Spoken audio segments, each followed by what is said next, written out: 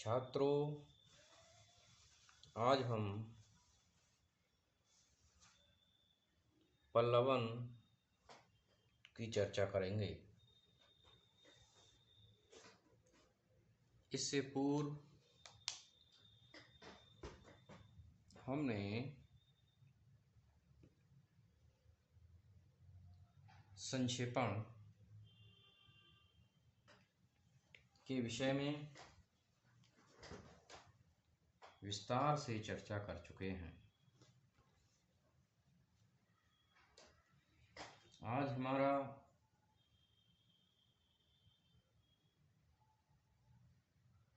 प्रतिपाद्य या मूल विषय पल्लवन है, जिसके बारे में बात करेंगे। तो आइए छात्रों, शुरू करते हैं पल्लवन के विषय में चर्चा।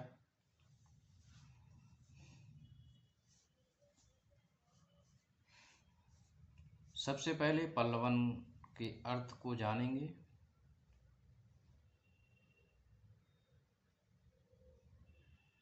पल्लवन अंग्रेजी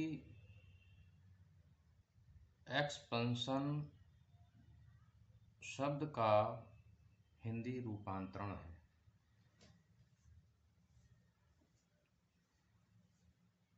इसका अर्थ होता है फैलाव या विस्तार। इसे संवर्धन या विशदीकरण, एम्प्लीफिकेशन भी कहते हैं। सरल शब्द में इसे विस्तार भी कह सकते हैं, पर भाव व्यंजना की दृष्टि से पल्लवन शब्द ही सर्वाधिक उपयुक्त प्रतीत होता है। पल्लवन में किसी सूक्ति या सारगर्भित कथन के मूल भाव को केंद्रित कर क्रमबद्ध और प्रभावपूर्ण ढंग से इस प्रकार प्रस्तुत किया जाता है कि उसकी सभी बातें स्पष्ट हो जाएं।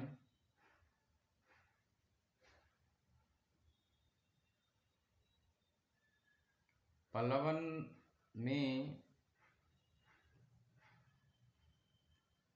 सूत्र रूप में वर्णित किसी भाव या विचार का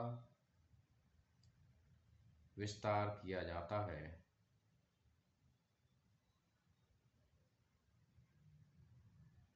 ऐसे व्यक्ति जिनका भाषा पर साधारण अधिकार होता है तथा अभिव्यक्ति पक्ष प्रौढ़ होता है,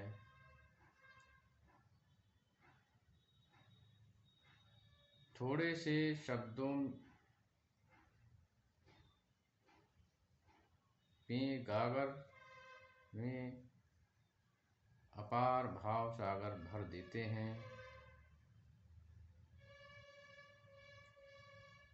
और उनके संक्षिप्त कथनों में भी विस्तृत भाव होते हैं, परंतु सामान्य व्यक्तियों को समझाने के लिए शब्दावली का विस्तार कर उन्हें स्पष्ट करना आवश्यक होता है। कहने का आशय है कि पल्लवन के द्वारा सामान्य बुद्धि के नागरिकों को समझाया जा सकता है। तो अब हम पल्लवन की परिभाषा को जानेंगे कि पल्लवन की क्या परिभाषा है।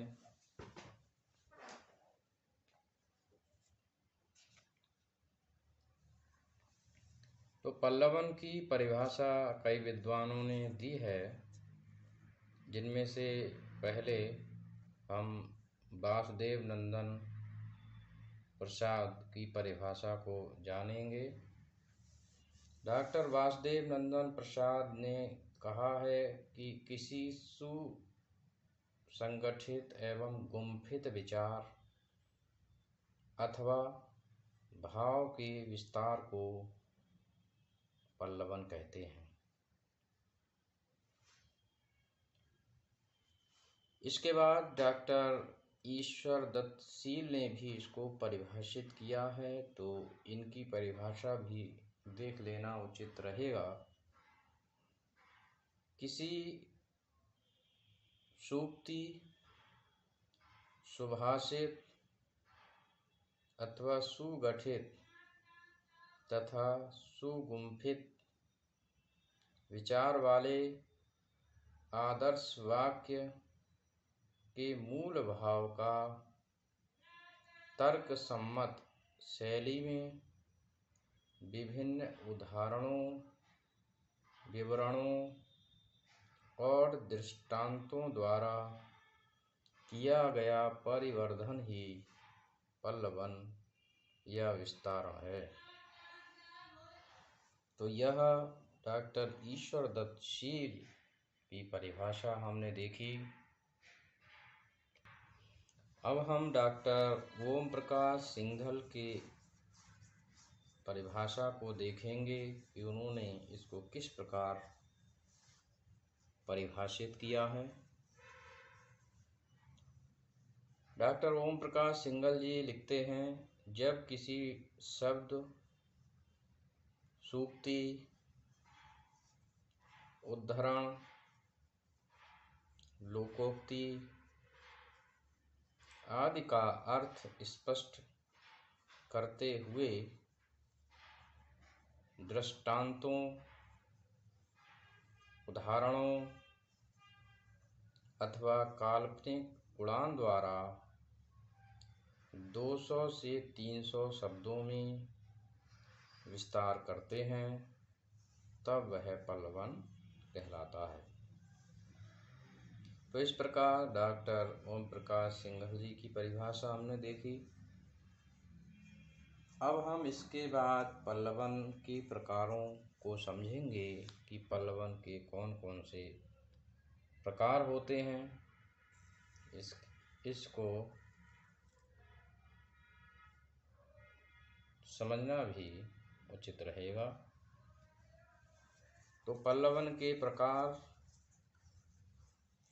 नंबर 1, किसी एक शब्द का पल्लवन। नंबर 2, 2 या 2 से अधिक शब्दों का पल्लवन। नंबर 3, किसी एक वाक्य का पल्लवन। नंबर 4, किसी मुहावरे या लोकोक्ति का पल्लवन। नंबर 5, किसी कथा या वार्ता का पल्लवन। और नंबर 6, किसी कथा या वार्ता के शीर्षक का पल्लवन। तो नंबर 1 देखते हैं, किसी एक शब्द का पल्लवन। जैसे अतिशयोक्ति, अनिमेष, अपरिग्रह,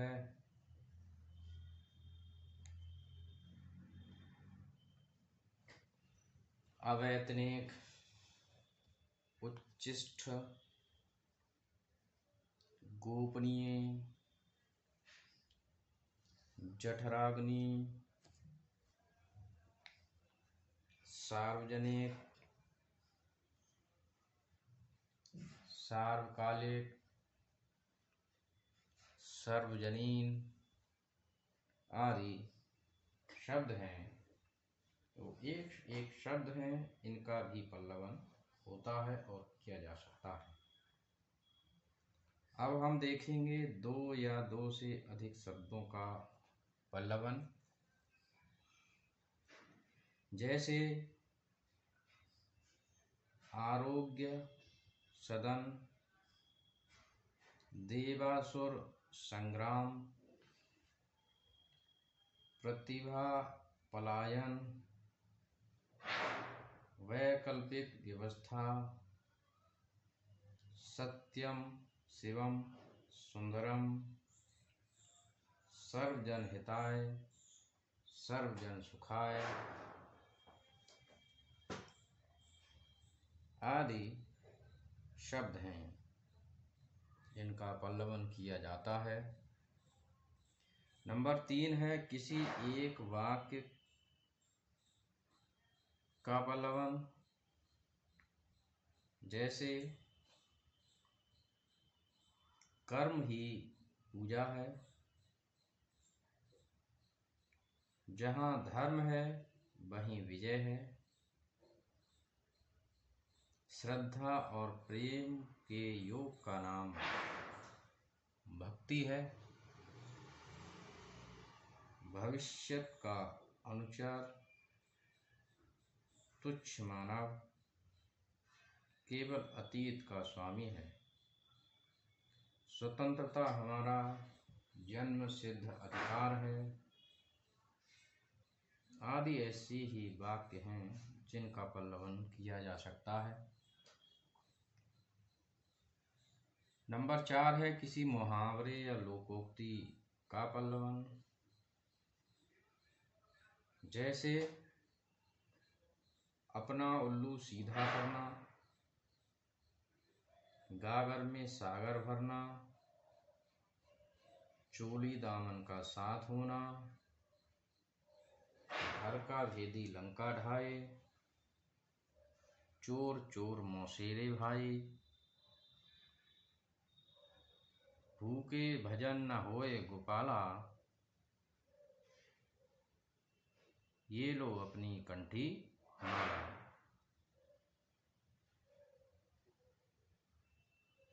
आकाश के तारे तोड़ना आदि अनेक ऐसे ही मुहावरे एवं लोकोक्तियाँ हैं। अब हम किसी कथा अथवा वार्ता का पल्लवन देखेंगे। एक कौवा का प्यासा होना,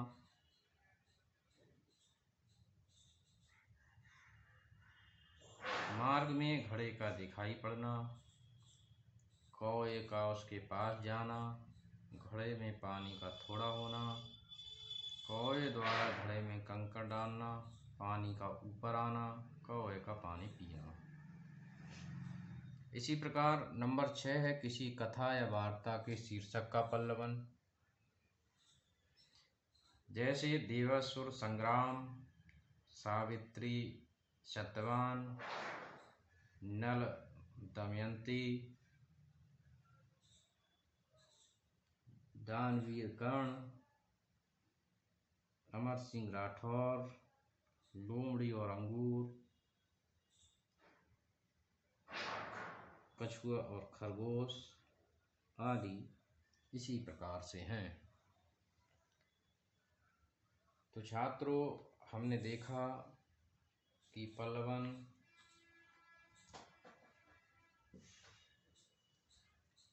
एक संक्षिप्त के लिए विस्तार से बोलना, बताना या लिखना होता है और उपर्युक्त बताए गए इसके प्रकार होते हैं।